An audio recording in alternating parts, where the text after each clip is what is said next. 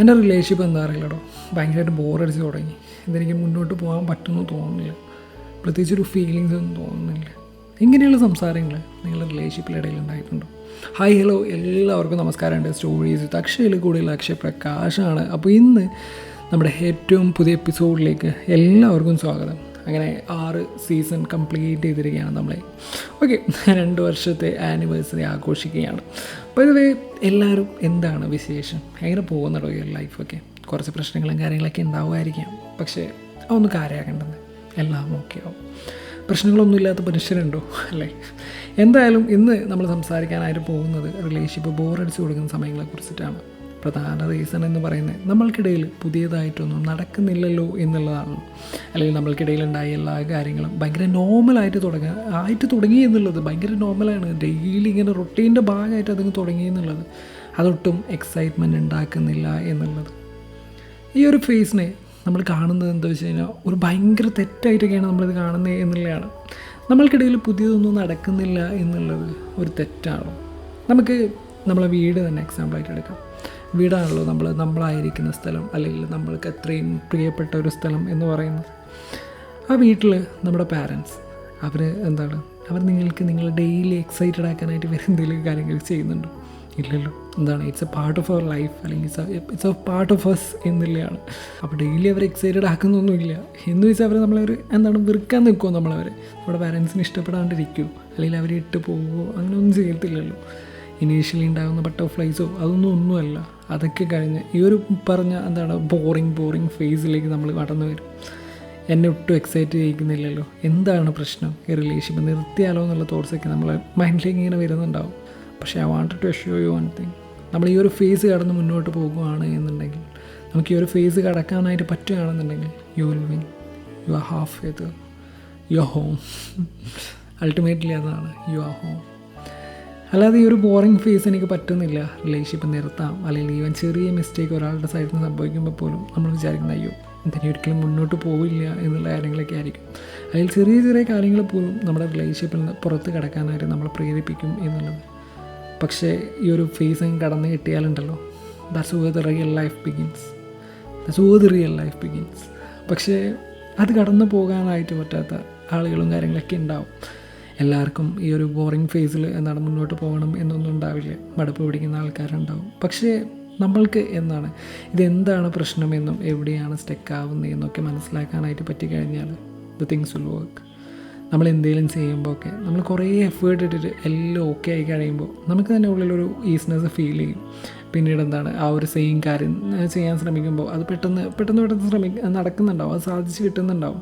അപ്പോൾ നമ്മൾ അതിന് കൊടുക്കുന്ന എഫേർട്ട് ഇങ്ങനെ പതിയെ കുറയ്ക്കാനായിട്ട് തുടങ്ങും. ഞാൻ സംസാരിക്കുന്നത് റിയൽ സൈഡിനെ കുറിച്ചിട്ടാണ്. അതായത് റിലേഷൻഷിപ്പിൻ്റെ കേസിലായാലും ഒരു ഈസിനെസ് നമുക്ക് ഫീൽ ചെയ്ത് കഴിഞ്ഞാൽ തന്നെ നമുക്ക് തന്നെ ഒരു മടി വരും. അല്ലെങ്കിൽ ഇനി അധികം എഫേർട്ട് എടുക്കണ്ടല്ലോ, നമ്മളുടേത് തന്നെയാണല്ലോ എന്നുള്ളൊരു ഫീലിംഗ് കാര്യങ്ങളൊക്കെ വരുന്നുണ്ടാവും. നിങ്ങളധികം ട്രൈ ചെയ്യേണ്ട ആവശ്യമൊന്നും വരുന്നില്ല, ഇമ്പ്രസ് ചെയ്യേണ്ട ആവശ്യമൊന്നും വരുന്നില്ല, അങ്ങനെ ഒന്നും തന്നെ ഇല്ല. ആ ഒരു സമയം നമ്മൾ പലരും, ഈവൻ ഞാൻ പോലും ചെയ്തൊരു മിസ്റ്റേക്കാണ്, നമ്മളെ പാർട്ട്ണറിനെ വാല്യൂ ചെയ്തില്ല എന്നുള്ളത്. ആ ഒരവസ്ഥ കോമൺ ആണ്. പക്ഷേ അത് നല്ലതാണോ, അക്സെപ്റ്റ് ചെയ്യാൻ പറ്റുന്നതൊക്കെ ആണോ എന്നൊക്കെ ചോദിച്ചു കഴിഞ്ഞാൽ അത് നമ്മൾക്കുള്ള ഒരു റിയലൈസേഷൻ മൊമെൻറ്റ് പോലെയാണ് എന്നാണ് ഞാൻ പറയാം. മേ ബി ചില കാര്യങ്ങളിൽ നമുക്കൊരു അടി കിട്ടുമ്പോൾ ആയിരിക്കും നമുക്കതെപ്പോഴും മനസ്സിലാവണം. നമുക്കപ്പോഴായിരിക്കും അത് മനസ്സിലാവണേ നമ്മൾക്കത് എത്രമാത്രം ഇമ്പോർട്ടൻ്റ് ആയിരുന്നു എന്നുള്ള കാര്യമൊക്കെ. ബോറിങ് ഫേസും ഫൈറ്റ്സും ഒക്കെ ഉണ്ടാവും. പ്രത്യേകിച്ച് ഈ ഒരു ഫേസിലാണ് ഫൈറ്റ്സ് കുറേ കൂടുതലായിട്ട് വരുന്നത്. അപ്പോൾ ആ ഒരു സമയങ്ങളിൽ നിങ്ങൾ പെട്ടെന്ന് തന്നെ എല്ലാം ശരിയാക്കാനായിട്ട് തെറ്റെന്താണോ അത് മനസ്സിലാക്കാനായിട്ട് ശ്രമിക്കുക എന്നുള്ളതാണ്. ഇപ്പം ഞാനാണ് തെറ്റ് ചെയ്തതെങ്കിൽ ഞാൻ മനസ്സിലാക്കാനായിട്ട് ശ്രമിക്കുക. അതുപോലെ തന്നെ എൻ്റെ പാർട്ട്ണറാണ് തെറ്റ് ചെയ്തതെങ്കിൽ അവളെ മനസ്സിലാക്കാനും അത് തിരുത്താനുള്ള സമയവും ആ സ്പേസും നമ്മൾ കൊടുക്കുക എന്നുള്ളത്. ചില നേരങ്ങളിൽ ഈ പറഞ്ഞ പോലെ അധികം എഫേർട്സ് ഇടാത്തതുകൊണ്ട് നമ്മൾ മറന്നുപോയ കാര്യങ്ങളൊക്കെ ആവാം. പക്ഷേ നമുക്കത് മുന്നോട്ട് പോകണം എന്നുണ്ടെങ്കിൽ, അവർക്ക് മനസ്സിലാക്കാൻ സാധിക്കുമെന്നാണെന്നുണ്ടെങ്കിൽ അതെന്തുകൊണ്ടും ബെറ്ററാണ് എന്നുള്ളതാണ്. ഞാൻ ആദ്യം പറഞ്ഞ പോലെ ഈ ഒരു എക്സൈറ്റ്മെൻറ്റ് ഫേസൊക്കെ കഴിഞ്ഞിട്ടാണല്ലോ ഈ ഒരു ബോറിങ് ഫേസിലേക്ക് എത്തിയത്.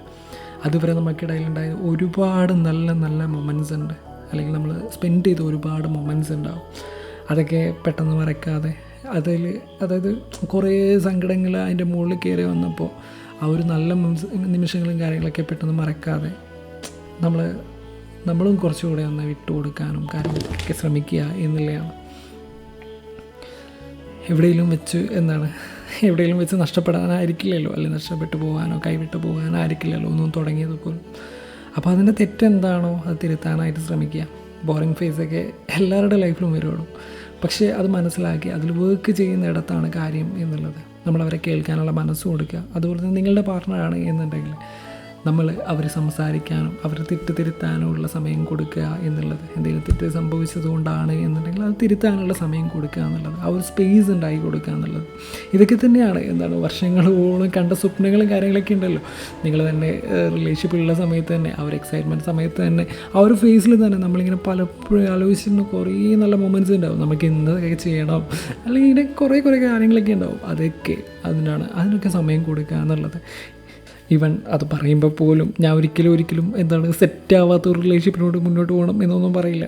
എന്ത് പറഞ്ഞിട്ടൊരു മാറ്റമില്ലാത്ത ഒരാൾക്ക് വേണ്ടിയിട്ട് നമ്മൾ ലൈഫ് ഇങ്ങനെ വെറുതെ സ്പെൻഡ് ചെയ്യേണ്ട ആവശ്യമില്ലല്ലോ. നമുക്ക് ടൈം കൊടുക്കാനും അവർക്ക് മനസ്സിലാക്കാനും നമുക്ക് അവർക്ക് ടൈം കൊടുക്കാം അവരത് മനസ്സിലാക്കാനും തിരുത്താനും ഒക്കെ ആയിട്ട്. ആൻഡ് ഈ ഒരു ബോർഡം ഈസ് ഹോം എന്ന് പറയുന്നത്, അല്ലെങ്കിൽ അത് മനസ്സിലാക്കുന്ന ഇടത്താണ് വിജയം എന്നുള്ളത്. ആ ഒരു ഫെമിലിയാരിറ്റി ഫീലിംഗ് ആണ്. നമ്മളെ അറിയാവുന്ന സ്ഥലമാണല്ലോ, അല്ലെങ്കിൽ നമുക്ക് എപ്പോഴും അറിയാവുന്ന ഒരു സ്ഥലമാണല്ലോ.